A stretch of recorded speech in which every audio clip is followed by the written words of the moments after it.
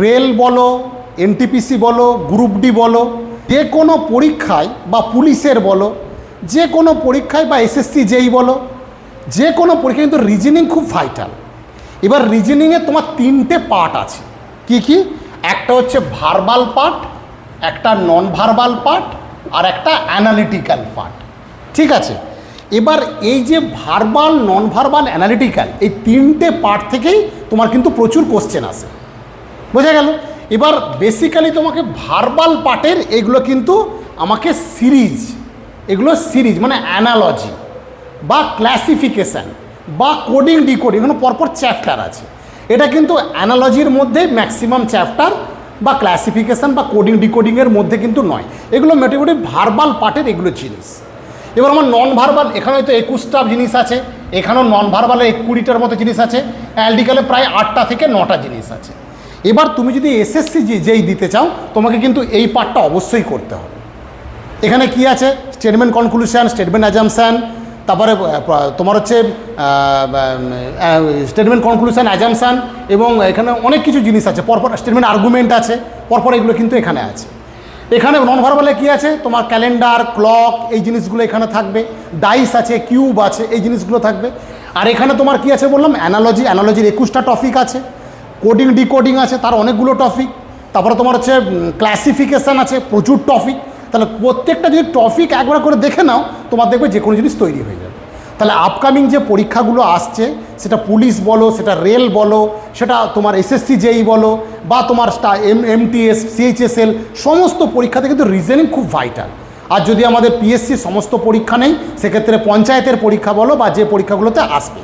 তো আমরা প্রথম যে কোশ্চেনটা দিয়েছি এখানে, যে 144:23 196, পরের সংখ্যাটা কত হবে? কে করেছো এটা? করেছো? কি করেছো? কত আনসার হচ্ছে এটা? 27 আনসার হবে। বাহ, ভেরি গুড, জানা করতে পেরেছো এটা? 27 আনসার হবে। কি করে আনসার হলো?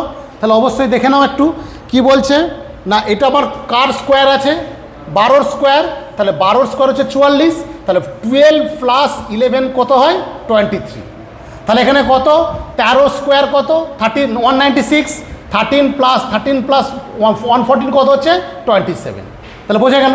তাহলে বিভিন্ন রকমের যোগ, বিয়োগ, গুণ, ভাগ, মাল্টিপ্লাই, বিভিন্ন রকম অ্যাডিশান, সাবট্রাকশান, বিভিন্ন রকমে করে কিন্তু এগুলো আসবে। নেক্সট কোশ্চেন কোনটা? 8। তার মানে কত নম্বর কোশ্চেনটা? হ্যাঁ, 8 8:28, 27 কত? তাহলে এই কোশ্চেনটা কী হবে? তাহলে 8 মানে কত?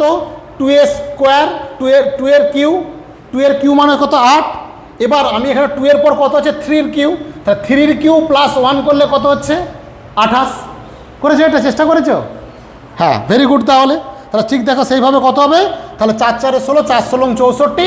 এখানে কত হবে? তাহলে 4 কিউ +1 কত? 65 আনসার। 4 × 4 = 16, 4 × 16 = 65, তাই তো 65 হবে আনসার। তারপর নেক্সট কত নম্বরটা? প্রেয়ার। প্রেয়ার ইকুয়াল টু কত? 3। আর স্ফিয়ার ইকুয়াল টু কত হবে? এটা কিন্তু এবার অন্যরকম ভাবনা। আমি এখানে তোমাদের কিন্তু দিয়েছিলাম মানে নাম্বার সিরিজ, এটা কিন্তু একটা লেটার সিরিজের মধ্যে পড়ে গেল। এখানের মধ্যে ভাগ করে দিয়েছি আমি। লেটার সিরিজে কি আছে? তা লেটার সিরিজে দেখো একটু ভালো করে জানো। এখানে কি আছে? এ তোমার কি ভাওয়েল, এখানে ই কি ভাওয়েল, আর কি ভাওয়েল আছে এখানে?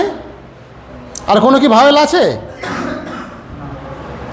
তাহলে PRAYER, তাহলে AEIOU, আর ভাওয়েল নেই, তাহলে 2 আসছে এখানে।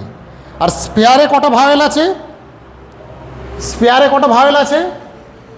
1টা, 2টো। তাহলে এখানেও কি? এখানেও 2। ভাওয়েল নম্বর কত?